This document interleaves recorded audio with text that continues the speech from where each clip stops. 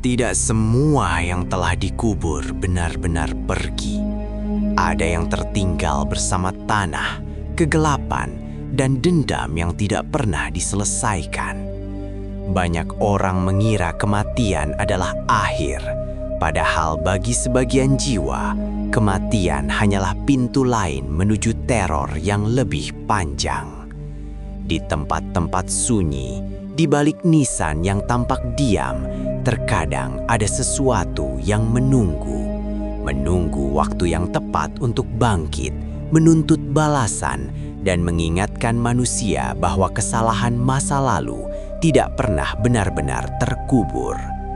Cerita ini bukan sekedar tentang mayat yang hidup kembali, tetapi tentang akibat dari dosa yang disembunyikan, rahasia yang dipendam, dan ketakutan yang akhirnya menemukan jalannya. Dengarkan baik-baik, karena setelah ini mungkin kamu akan berpikir 2 kali saat melewati pemakaman di malam hari.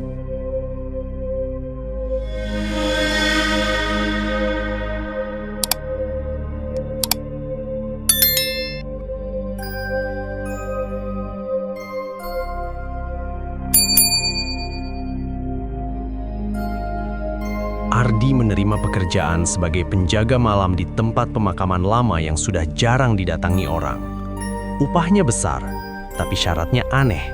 Ia dilarang membuka satu makam tertentu yang masih tampak baru, meski nisan di sekitarnya sudah lapuk. Malam pertama berjalan sunyi, hanya suara serangga dan angin lembab. Saat hujan turun, Ardi mencium bau anyir bercampur tanah basah dari arah makam terlarang itu. Tanahnya terlihat bergeser pelan, seolah ada sesuatu bernafas di bawahnya. Ketika ia mendekat, suara gesekan terdengar dari dalam kubur, diikuti dentuman pelan dari bawah tanah. Ardi mundur ketakutan, yakin dirinya hanya berhalusinasi. Namun tepat sebelum fajar, tanah makam itu tampak lebih rendah dari sebelumnya. Seakan-akan sesuatu telah bangkit, lalu menunggu malam berikutnya. Sejak kejadian malam itu, Ardi mulai merasakan kehadiran yang tak kasat mata. Setiap berkeliling, langkah kaki lain terdengar mengikuti, berhenti saat ia berhenti. Udara mendadak dingin setiap kali ia mendekati makam terlarang. Seorang warga tua memperingatkannya agar berhenti bekerja. Ia menyebut makam itu milik seseorang yang mati tidak wajar dan dikubur diam-diam. Ardi mengabaikan nasihat tersebut, mengira semua hanya cerita kampung. Malamnya, ia melihat sosok berdiri di antara kabut. Tubuhnya miring, kulitnya menghitam, dan wajahnya rusak seperti lama terkubur. Saat Ardi menyorotkan senter, sosok itu menghilang, menyisakan bau busuk yang membuat perutnya mual. Ketakutan mulai menggerogoti kewarasannya. Hujan deras kembali turun. Ardi terbangun oleh suara tanah runtuh.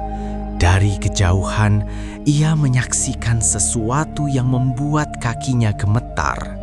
Sebuah tubuh keluar perlahan dari kuburannya sendiri. Gerakannya kaku, sendi-sendinya berbunyi seperti tulang patah. Wajah mayat itu rusak, tetapi matanya terbuka lebar, menatap lurus ke arah Ardi. Tidak ada teriakan, hanya tatapan penuh kebencian yang membuat dada Ardi sesak. Makhluk itu melangkah pergi, meninggalkan jejak lumpur dan bau kematian. Sejak malam itu, Ardi tahu satu hal.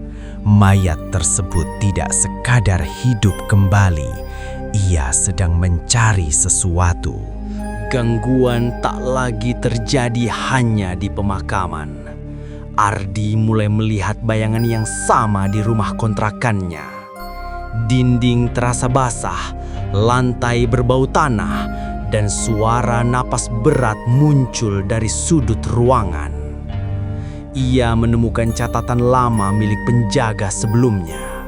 Di sana tertulis bahwa mayat itu dikubur tanpa doa, tanpa pengakuan dosa, dan menyimpan kemarahan yang belum terselesaikan. Siapapun yang menjaga area tersebut akan menjadi penghubungnya ke dunia hidup.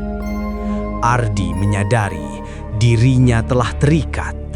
Makhluk itu tidak akan berhenti sampai dendamnya terbalaskan.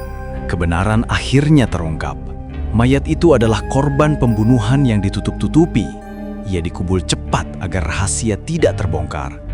Amarahnya menumpuk bersama tubuhnya di dalam tanah. Ardi mencoba melaporkan semuanya, tetapi setiap kali menyebut pemakaman, lidahnya keluh seakan ada kekuatan yang membungkam. Sosok itu muncul semakin dekat, lebih agresif, dan tidak lagi sekadar mengintai. Pada satu malam, Ardi diseret menuju makam, mendengar bisikan yang memaksanya ikut menanggung dosa orang lain. Ardi membawa perlengkapan ritual dari catatan lama. Ia tahu resikonya besar, tapi tidak ada pilihan lain. Kabut turun tebal, tanah bergetar, dan nisan berguncang saat ritual dimulai. Mayat itu muncul utuh, berdiri di hadapannya, menjerit tanpa suara. Udara terasa berat, seolah paru-paru Ardi diperas dari dalam. Dengan sisa keberanian, ia menyelesaikan ritual pemurnian. Jeritan menghilang, tanah kembali menutup, dan tubuh itu terjatuh kaku. Pemakaman kembali sunyi, tapi Ardi pingsan di antara nisan yang basah. Ardi selamat, namun tidak sepenuhnya.